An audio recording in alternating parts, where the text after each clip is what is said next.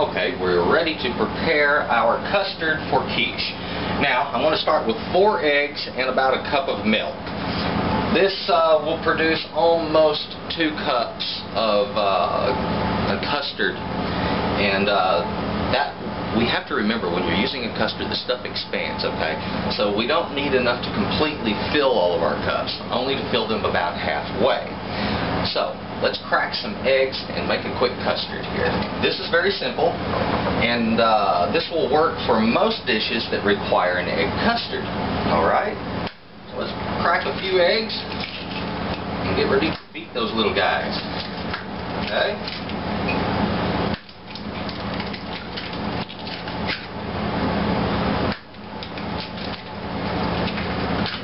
There we go. Now we'll get that out of the way. Rinse my hands real quick there so I don't have egg all over them while I'm handling things. Now, I'll break the yolks and just quickly beat this mixture. Add a pinch of salt to this, okay?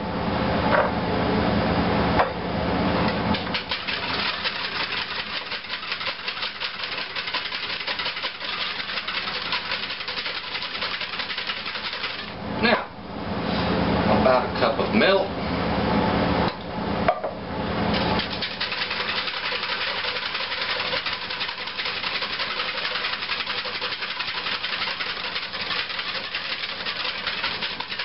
There we go. Now we have our custard. Let's pour this off into a pitcher that'll allow me to pour it into the cups nice, neat, and easy. Okay.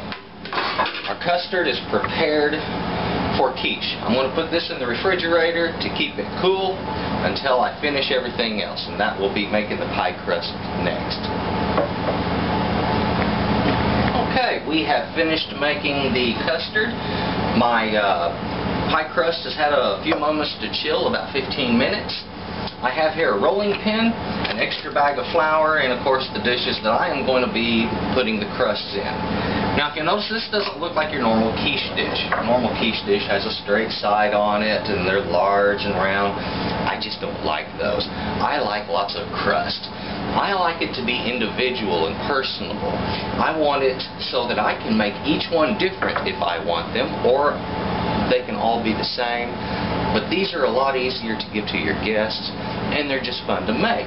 Now, you don't have to have a rippled edge, but it does make the pastry kind of pretty. Also, this tapered shape will allow it to pop out of the dish a lot easier. Okay? Now, when we're going to roll out a pie crust, for a dish about that size, I'm going to use just a little dollop about the size of a handball. You'll notice that right there. It's about 2 inches in diameter. In order to roll this out, I'm going to need some flour down here. It's going to help if I have flour on my hands so that this will not stick. Okay? First thing I want to do is mash it flat and turn it. With my thumb, I'm pushing in on the edge where it wants to crack. Okay? I'm not going to do this a whole lot. Just enough to get a nice round dollop of dough. Put it down on the flour and turn it. That way your rolling pin will not stick. And sometimes it does anyway. Don't worry about that. There, it wants to stick. Okay, let's rotate that again. Get plenty of flour on it. Okay. Now the pressure I'm using on this is only about the weight of my arms. Okay. This is thin enough now. Take one of your dishes, lift your crust, and place it right onto that dish. Now, sometimes these crusts can be very fragile. The less liquid you use in it, the more fragile it gets, and the flakier it'll be. Now, as I put this in here, you'll notice there's a couple of folds here. You simply press those folds down so that they shape to the dish. Okay? This is very simple, isn't it? I'm also making sure it's pressed into the bottom edge of the dish. Nice and smooth. Okay. Now that I have that, I'll take a knife. We're going to trim that top right off of there. Okay? Nice? Okay, so we have a perfect little crust ready to go. Now, I have about enough dough here to do 6 of these, okay? That's a 1 cup dough. If you do 2 cups, then you're going to be able to do about 12. So, let's go ahead and keep working this. Now, if you'll notice, the last dough that I used, I set it aside. I put it right over there. Why? It's been worked, okay? Once this has been worked and kneaded, like I told you before, it's going to make it tough.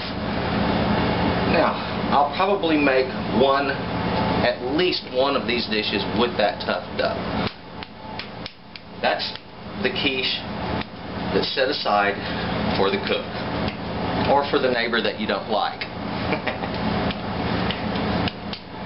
Put down a little more flour on our board. There. There. Roll that. Turn it. We're going to roll it again. Very gentle. Nice and simple.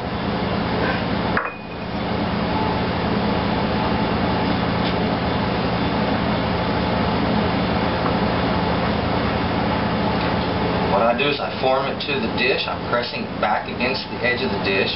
I'm making sure it's pressed down in the middle and that there are no air bubbles behind this dough. Otherwise it will make a mess when you try to cook it.